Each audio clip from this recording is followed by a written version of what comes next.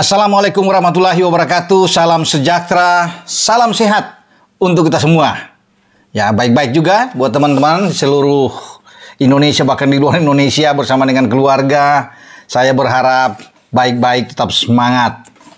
Kaoru Mitoma, pemain sisi flank, pemain sayap dari tim Samurai Biru Jepang, menjadi pusat perhatian. Dan saya coba mengangkat tentang pemain dari klub Brighton and Hove Albion di Liga Premier Inggris. Ini pemain paling berbahaya, ya. Bukan saja di Jepang tapi di Brighton. Makanya dia akan banyak diincar oleh klub-klub besar. Termasuk juga diincar oleh klub Madrid, ya, Real Madrid yang ingin mendapatkan dia. Dan Mitoma ini pemain termahal yang ada di skuad Jepang yang dibawa ke Indonesia, ke Jakarta untuk bermain dengan tim kita, ya, tim asuhan STY. Di antara seluruh pemain Jepang. Jadi kekuatan dia, kecepatan, skill, ya, permainan, stamina oke, ya, mental bermain yang baik, reading the game bagus sekali dengan Mitoma ini. Makanya dia harus bisa mendapatkan juga perhatian dari STY. Siapapun yang dimainkan dalam formasi atau skema apapun, STY harus melihat pemain ini. Jepang semua pemain itu top di level yang atas, ya, bermain di tier 1 di daratan Eropa. Tapi kekuatan kunci Jepang menurut saya ada di flank. Kemenangan-kemenangan mereka 7 gol melawan Cina, 5 gol melawan Bahrain, ada 2 gol melawan Arab Saudi, itu datang dari sisi flank di mana Mitoma ada di sana. Memang mereka punya Ritsu Doan yang bisa bergerak dari sisi kanan. Ya, tetapi yang paling berbahaya saya katakan adalah Kaoru Mitoma ini. Jadi bek kanan kita, ya, kalau dia akan selalu banyak bergerak dari sisi kiri. Pasti yang akan dimainkan adalah Sandy Walsh, ya. Dengan skema 3-4-3-nya STY, maka Sandy Walsh yang berada di sana. Kalau dengan 4 gelandang pasti Sandy di kanan dan Verdong di kiri. 2 di tengah itu Tom Haye dan Nathan Cho, karena Ivar tidak bisa bermain dengan akumulasi kartu. 3 di belakangnya itu bisa Kevin Dix, Jai Ises dan Rizky Ridho atau Justin Hapner. Ya, walaupun ada juga Jordi.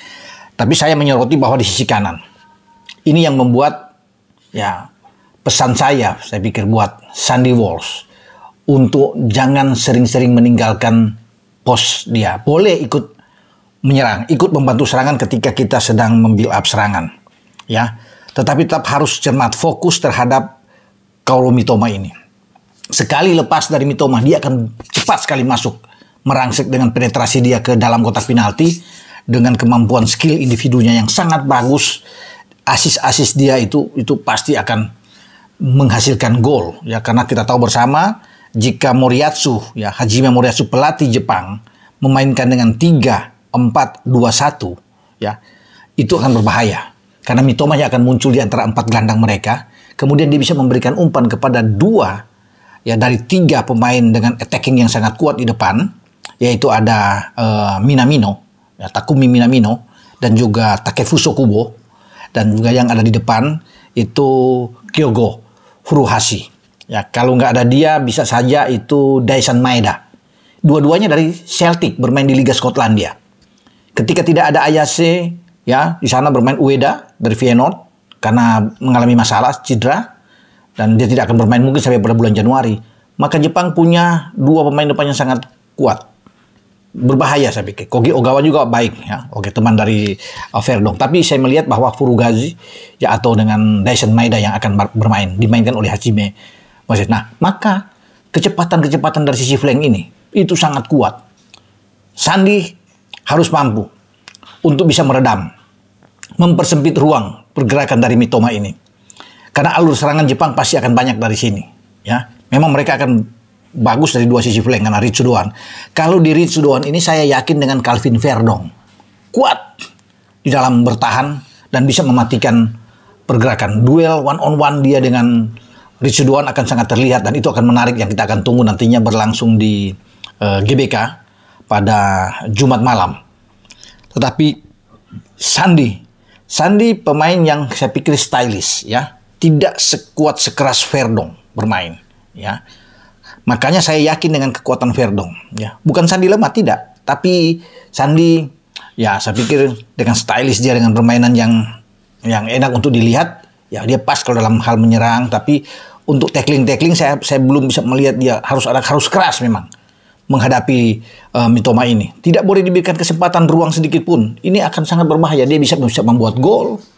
Dia asis dia sangat terukur dengan kedua kakinya, kiri kanannya dia sangat bagus, ketenangan dia dalam menggiring bola. Ini yang berbahaya. Nah, mungkin saja bagi STY ketika bermain dengan 3-4-3-nya, maka Sandi di kanan itu bisa di backup oleh Kevin Dix.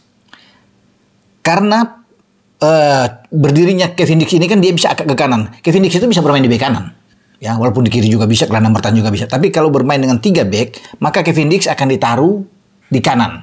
Berarti dia akan mengawasi ketika Sandi lepas, maka Kevin Dix yang akan masuk untuk mengintercept, tuh bisa memotong pergerakan dari Mitoma ini. Karena dia akan berdiri dengan Kevin Dix, Jai, bisa aja dengan Rido.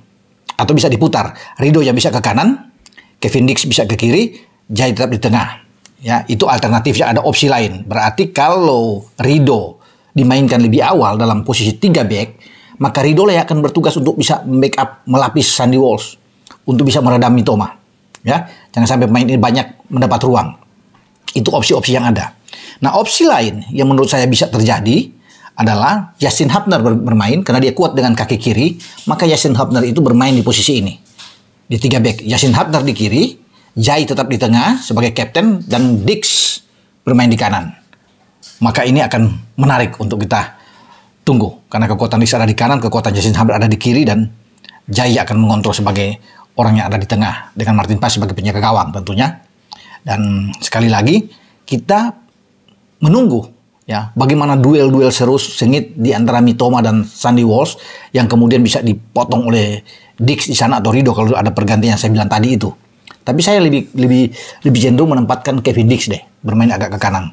Karena pasti Kevin Dix tahu, Kevin Dix sudah terbiasa bermain dengan bintang-bintang siapapun. Ya, dia ketemu dengan MU, ketemu dengan Manchester City di UCL Liga Champions. Dia tahu bagaimana bisa menghadang Erling Haaland, Bernardo Silva, pemain-pemainnya sangat cepat, Jack Grealish ya yang ada di City, dan dia berhadapan itu. Dia bisa mematikan juga pergerakan dari Marcus Rashford. Ya, oke lah. Ya, dia bisa berhadapan dengan Canarso, dan Kevin Dix tahu itu. Ya, semoga ya Mitoma ini tidak bisa mendapat ruang, tidak bisa bergerak. Tapi apapun itu, semua pemain-pemain Jepang berbahaya. Bukan cuma satu, bukan cuma Mitoma. Tapi saya hanya menempatkan dia di antara seluruh pemain yang harus bisa mendapat perhatian.